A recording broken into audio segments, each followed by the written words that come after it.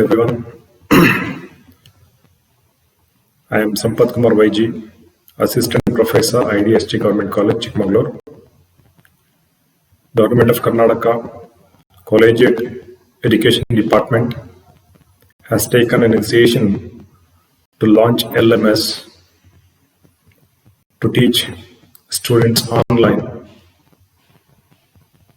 As a part of it, today I am taking up session 24 from third semester optional English, and I would like to present a video class on the topic "They that have the power to hurt and will do none," written by William Shakespeare. They that have power to hurt is sonnet number 94, written by William Shakespeare. In this session, we have the learning objective. The learning objective of this session is to describe characteristics of sonnets, to analyze the structure of sonnets, to explain the historical background of sonnets, to compare and contrast sonnet types. We have the session outcome. The session outcome is to gain an insight into the age of Shakespeare, to understand the themes and techniques of Shakespearean sonnets, develop sufficient ability for reading and better comprehension of Shakespeare's sonnets, to analyze Shakespeare's works critically. And now, let us be acquainted with William Shakespeare. Let us have an introduction to William Shakespeare. First of all, I would like to say that there looks no necessity to have an introduction about Shakespeare, because a student who is studying in the degree class would have already heard about Shakespeare, would already have learnt about Shakespeare. Maybe he had studied somewhere in his PU course or in his high school or actually somewhere around. The name William Shakespeare is a household name. So I don't feel, but still, as a formality, I would like to introduce William Shakespeare to you people. William Shakespeare was born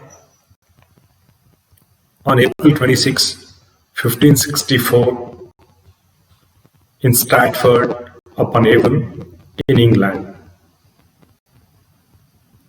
William Shakespeare died on April 23, 1616, when he was aged 51 in Stratford-upon-Avon, England.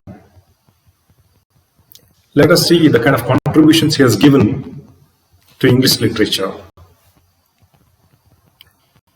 William Shakespeare has written 37 plays in total, 154 sonnets, a series of sonnets, 2 volumes of poems. And the contribution which Shakespeare has given to English literature is so much significant that I would like to say, if you take out Shakespeare from English literature, what remains in English literature is nothing but the shit of a goat. And this Shakespeare,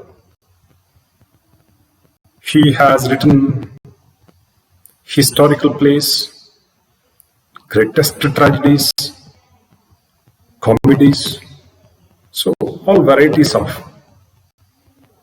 and a series of sonnets, 154 sonnets in total, and the theme of these sonnets is love and friendship, major. And he lived in the Elizabethan era. Let us see about the types of sonnets. There are three main types of sonnets, and the first one is Petrarchan sonnet, or it is called even Italian sonnet. And the rhyme scheme in this Petrarchan sonnet is AB, BA, AB, BA, or CD, CD, CD. And the second type of sonnet is the Shakespearean sonnet, or it is called as English sonnet. The rhyme scheme is AB, AB, CD, CD, EF, EF, G, G. And we have the third one, that is Spenserian sonnet.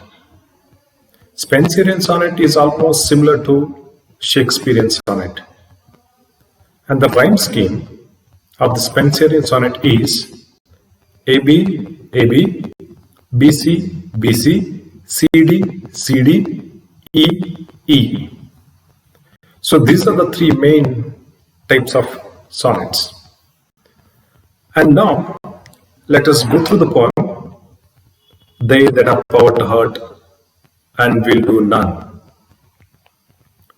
They that have power to hurt and will do none, that do not do the thing they most do show, who moving others are themselves as stone, unmoved, cold, and to temptation slow. They rightly do inherit heaven's graces and husband nature's riches from expense. They are the lords and owners of their faces, others but stewards of their excellence. The summer's flower is to the summer sweet, though to itself it only live and die. But if the flower with base infection meet, the basest weed outbraves his dignity. For sweetest things turn sorest by their deeds. Lilies that fester smell far worse than weeds. This is your text. And this poem is written in 1590s and published in 1609. Sonnets 1 to 126 seem to be addressed to a young man socially superior to the speaker. Among 154 sonnets, the first 126 sonnets are addressed to a young man who is socially superior to the speaker. According to some sources, it's very clear that this young man is Mr. W.H. or Henry Wriothesley or the Earl of Southampton. He was definitely superior to Shakespeare because he was an Earl. He was younger than Shakespeare.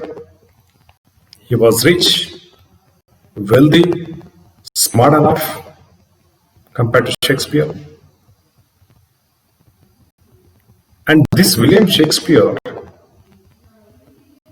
he really loved actually this man, this young man. He liked him a lot.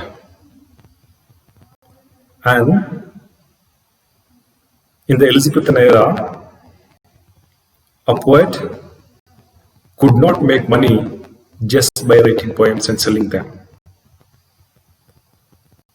They wanted actually an aristocratic patron, and this could happen to Shakespeare by this young man. So sonnets 1 to 126 are addressed to a young man. Sonnets 127 to 154 are addressed to a dark lady. Here once again, this dark lady is even often called as Black Beauty. There are much debates and discussions about who this dark lady is or who this Black Beauty is. And some sources would say this dark lady or the Black Beauty is none other than Emilia, daughter of Baptista Bassanio, an Italian musician in the Elizabethan court. So people really had a kind of a curiosity to know who this dark lady is, because this Black Beauty had made this Shakespeare go mad. He loved him. He loved her, sorry. And coming back to Shakespearean sonnet, Shakespearean sonnet has 3 quatrains and a couplet. Each quatrain contains 4 lines. So 3 quatrains means 4 3s are 12. And the Shakespearean sonnet has a couplet. Couplet means couple. Couple means two lines. The last 2 lines of a Shakespearean sonnet is called as a couplet. So 3 quatrains make 12 lines, and the last 2 lines couplet, they make 14 lines in total.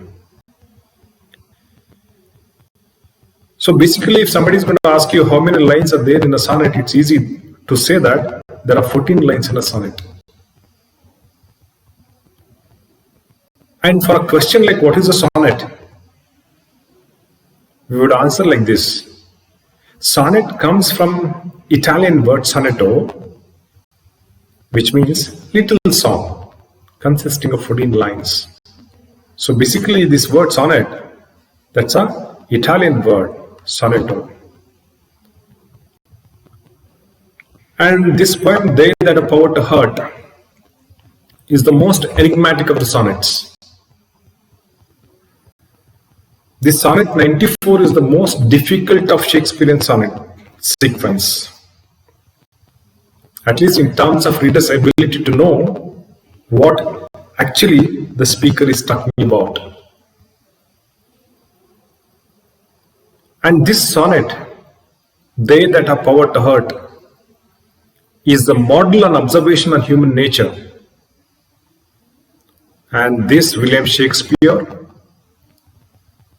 is a universal genius and an expert in analyzing the human passions, and he is praised for his knowledge of human heart.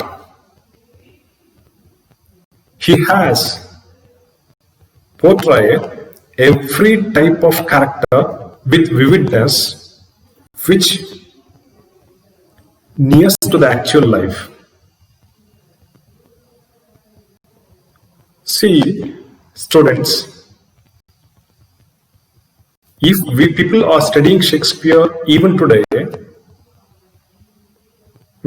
Shakespeare was born in the year 1564 in England, and today it's 2020.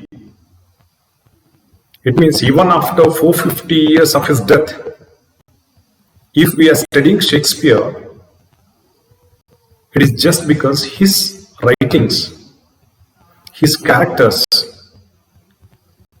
that is near to the actual life. It's very much relevant even to the present time. Almost all the universities in the world have something or the other in their syllabus for the students. This shows the greatness of William Shakespeare. And this sonnet, They That Are Power to Hurt, deals on a certain type of personality. We seldom come across these kind of personalities which we can see in this poem, They That Are Power to Hurt. The poet is very much convinced that his beloved moves others, but is himself as stone. This is the speciality of his beloved. There are those who have the power to hurt others because of the beauty they possess, but they don't hurt anyone, even though they can. There are people who have got the power in them. There are people who have got that ability, capacity to hurt anyone, but they don't hurt. And they inspire sexual desire in those, but are themselves cool and unaffected and not easily tempted. So these are the reasons I said seldom we come across these kind of personalities. They can easily inspire anyone, arise anyone with some sexual desires, but they themselves are very much cool, composed, and unaffected, unmoved, and not easily tempted. So they are not easily tempted. I don't say they don't get tempted at all. They get tempted, but they're not easily tempted. Temptation is slow, as it comes in the poem.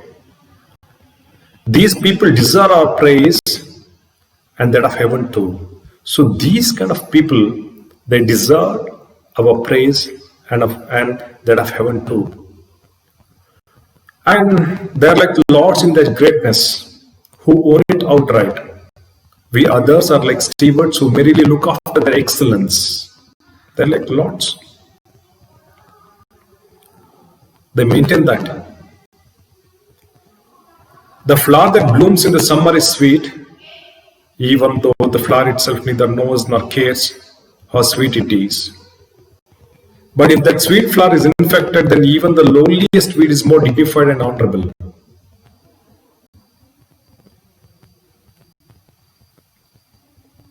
In this poem, the poet takes a metaphor of flower and he says, the flower which blooms in summer is sweet. Sweet means very good looking, very pleasant to look at, very beautiful in fact. Even though the flower itself neither knows nor cares how sweet it is, but the flower itself, it doesn't know it is so beautiful, and nor it cares how sweet it is. But if that sweet flower is infected, then even the lowliest weed is more dignified and honorable.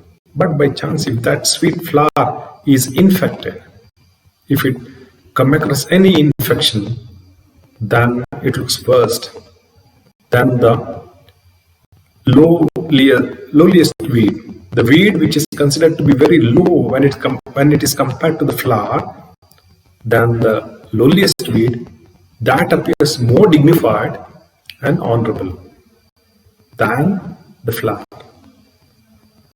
Sweet things which turn so, do so because they become corrupted. Weeds are preferable to rotting and festing lilies. Sweetest things which turn so, do so because they become corrupted. See, here I would like to quote a phrase, a Latin phrase, corruptio optimi pessima. The corruption of the best is the worst of all. And this is how the sweet things, when they turn sour, they become corrupted.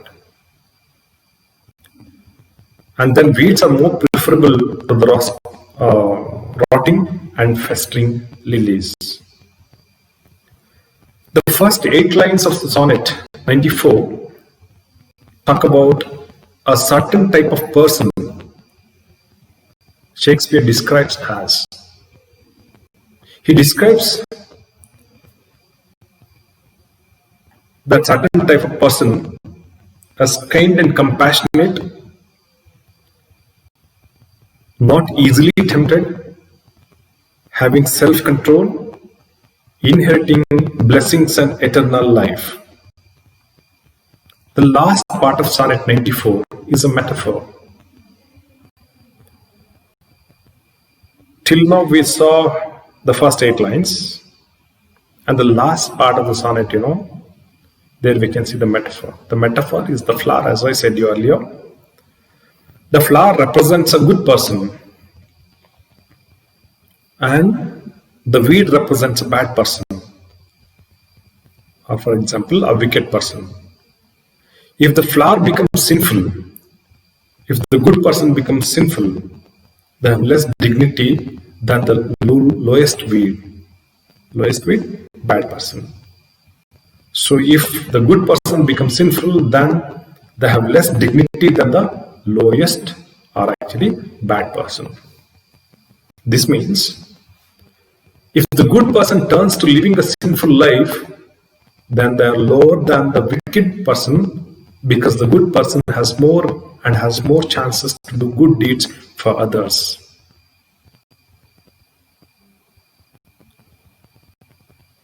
And in the last part of the sonnet, even we can see personification.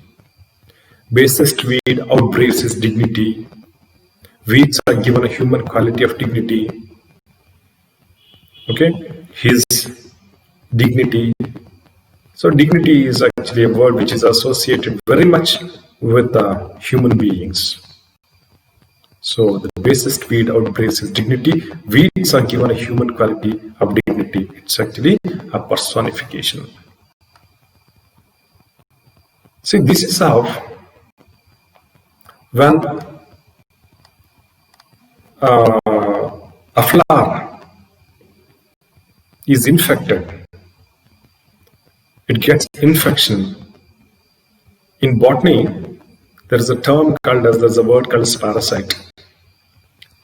You might have seen outside. So if there's a tree, there will be another kind of parasite with the other kind, different kind of leaves. So it's going to bind it. Okay, and it will be very difficult for actually the tree then to survive. To be healthy enough. In the same way, when something wicked enters into actually a human being, a good person, when there are evil thoughts in his mind, in a good person, he becomes worse than actually a wicked person or a bad person. Simply to just have a look at the poem once again. They that are part to hurt and will do none. See, some people, they have the power, ultimate power in them. And they see, they appear as if actually they have the power to hurt anyone, but they don't hurt. They do not do the thing they most do show. At the outward appearance, they appear as if they can hurt anyone, but they don't do so. Who moving others are themselves a stone, unmoved, cold, and to temptation slow. See, they look very sexy, but won't have sex. They can arouse anyone, they can instigate anyone, they can provoke anyone, they can tempt anyone for sex, but they themselves are something like stone. See, stone is actually emotionless. In the same way, they don't show any emotions, any weaknesses towards these kind of things. They are unmoved. They are not moved. They are not tempted. And they are not tempted all of a sudden. Though they are getting tempted, it's going to be very slow. They rightly do inherit heaven's graces. And these people, will rightly inherit heaven's blessings and keep nature's treasures from being wasted. They're the lords and owners of their faces. See, they're the lords and owners of their faces. They can hide any kind of feeling. Okay? They're the Lord, they will rule. Maybe sometimes they don't exhibit any emotions, facial expressions, because they're the lords and owners of their faces. Others, but stewards of their excellence. They rest, they're administering only their beauty for others' use. The summer's flower is to the summer sweet. See, the summer flower, that appears to be very sweet to summer season.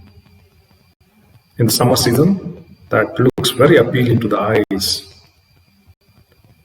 Though to itself it only live and die. And maybe the flower, it might feel that it's only living and it's dying. Okay? Because most of the people, though they are actually so beautiful, they don't know they're beautiful. They don't care for all these kind of things.